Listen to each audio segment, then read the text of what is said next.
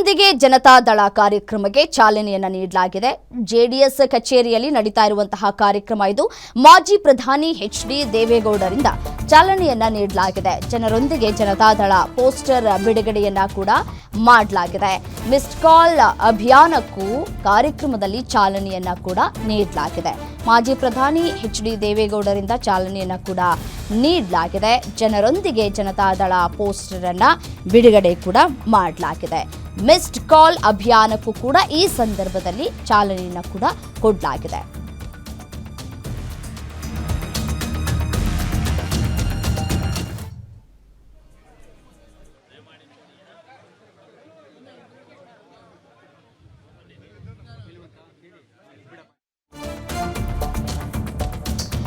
ಇಂದೇ ನಿಖಿಲ್ಗೆ ರಾಜ್ಯಾಧ್ಯಕ್ಷ ಪಟ್ಟ ಘೋಷಣೆ ಆಗುತ್ತಾ? ನಿಖಿಲ್ ಕುಮಾರಸ್ವಾಮಿ ಪಟ್ಟಾಭಿಷೇಕಕ್ಕೆ ಎಚ್.ಡಿ. ಕುಮಾರಸ್ವಾಮಿ ಮತ್ತೆ ಎಚ್.ಡಿ. ದೇವೇಗೌಡರು ತಂತ್ರವನ್ನ ಎಣಿತಾ ಇದ್ದಾರೆ.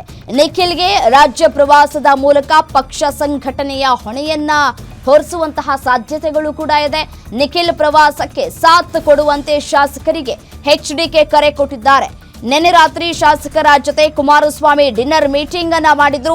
ಬೆಂಗಳೂರಿನ ಖಾಸಗಿ ಹೋಟೆಲ್ನಲ್ಲಿ ನಡೆದಂತಹ ಮಹತ್ವದ ಸಭೆ ಜೆಡಿಎಸ್ನ ಹಾಲಿ ಮತ್ತೆ ಮಾಜಿ ಶಾಸಕರು ಪರಿಷತ್ ಸದಸ್ಯರ ಜೊತೆ ಚರ್ಚೆ ಕೂಡ ಆಗಿದೆ. ನಾಳೆಯಿಂದ ರಾಜ್ಯ ಪ್ರವಾಸವನ್ನ ಕೈಗೊಳ್ತಾ ಇದ್ದಾರೆ ನಿಖಿಲ್ ಕುಮಾರಸ್ವಾಮಿ. ನಿಖಿಲ್ ನಾಯಕತ್ವದ ಜೊತೆ ಒಗ್ಗಟ್ಟು ಪ್ರದರ್ಶನಕ್ಕೆ ಸೂಚನೆಯನ್ನ ಕೂಡ ನಡೆಸಲಾಗ್ತಾ ಇದೆ ಮತ್ತೆ ಕೊಡಲಾಗಿರುವಂಥದ್ದು. ಮತ್ತಷ್ಟು ಡೀಟೇಲ್ಸ್ ಕೊಡ್ತಾ ಹೋಗ್ತಾರೆ ನನ್ನ ಕಲೀಗ ದುರ್ಗೇಶ್ ಫೋನು ಸಂಪರ್ಕದಲ್ಲಿದ್ದಾರೆ. ಎಸೇನು ದುರ್ಗೇಶ್, ನಿಖಿಲ್ ಕುಮಾರಸ್ವಾಮಿ ರವರಿಗೆ ರಾಜ್ಯಾಧ್ಯಕ್ಷ ಪಟ್ಟವನ್ನ ಕಟ್ಟಬೇಕು ಅಂತ ಹೇಳಿ ತಯಾರಿಗಳು ಕೂಡ ಆಗ್ತಾ ಇತ್ತು. ಇವತ್ತು ಪಟ್ಟಾಭಿಷೇಕ ಆಗತ್ತಾ? ಇವತ್ತು ಮುಹೂರ್ತ ಫಿಕ್ಸ್ ಆಗಿದ್ಯಾ? ಏನ್ ಕತೆ ಅಂತ?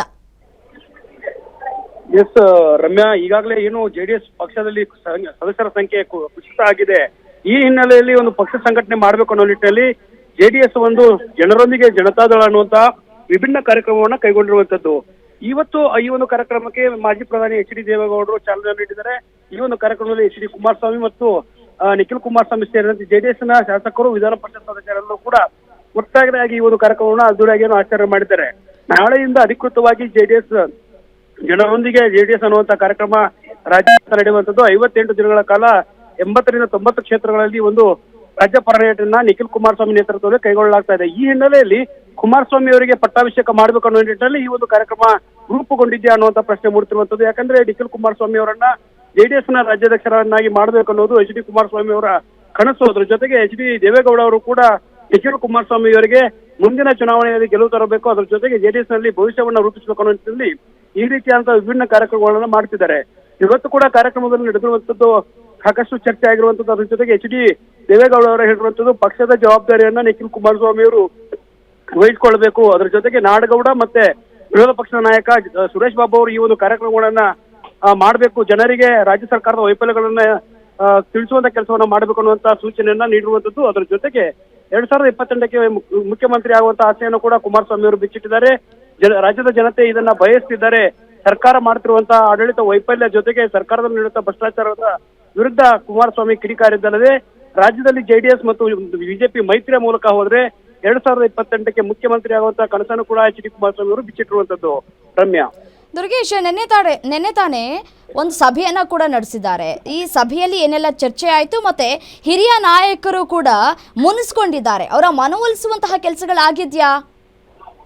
ಖಂಡಿತ ರಮ್ಯಾ, ನಿನ್ನೆ ಖಾಸಗಿ ಹೋಟೆಲ್ನಲ್ಲಿ ತಡರಾತ್ರಿ ಡಿನ್ನರ್ ಮೀಟಿಂಗ್ ಅನ್ನ ನಡೆಸಿರುವಂತಹ ಕುಮಾರಸ್ವಾಮಿ ಅವರು ನಿಖಿಲ್ ಕುಮಾರಸ್ವಾಮಿ ಅವರು ಕೈಗೊಳ್ತಿರುವಂತಹ ಈ ಒಂದು ವಿನೂತನ ಜನತಾದಳ ಜೆಡಿಎಸ್ ಜನರೊಂದಿಗೆ ಜನತಾದಳ ಕಾರ್ಯಕ್ರಮಕ್ಕೆ ಎಲ್ಲರೂ ಕೂಡ ಸಾಥನ ಕೊಡಬೇಕು ಅನ್ನೋ ನಿಟ್ಟಿನಲ್ಲಿ ನಿನ್ನೆ ಸಭೆಯನ್ನ ನಡೆಸಿ ಯಾವ ರೀತಿ ಕಾರ್ಯಕ್ರಮ ಆಗುತ್ತೆ, ಅದರ ಜೊತೆಗೆ ನಗರಸಭೆ ಮತ್ತು ಜಿಲ್ಲಾ ಪಂಚಾಯತ್ ತಾಲೂಕ್ ಪಂಚಾಯತ್ ಚುನಾವಣೆಗಳ ಘೋಷಣೆ ಆಗುವಂತ ಸಾಧ್ಯತೆ ಇರುವುದರಿಂದ ರಾಜ್ಯಾದ್ಯಂತ ಪಕ್ಷ ಸಂಘಟನೆ ಅನಿವಾರ್ಯವಾಗಿದೆ. ಹೀಗಾಗಿ ನಿಖಿಲ್ ಕುಮಾರಸ್ವಾಮಿಗೆ ಸಾಥ್ ಕೊಡಬೇಕು ಅನ್ನೋ ನಿಟ್ಟಿನಲ್ಲಿ ನಿನ್ನೆ ಸಭೆಯನ್ನ ಕರೆದಿರುವಂತದ್ದು. ರಮ್ಯಾ, ರೈಟ್.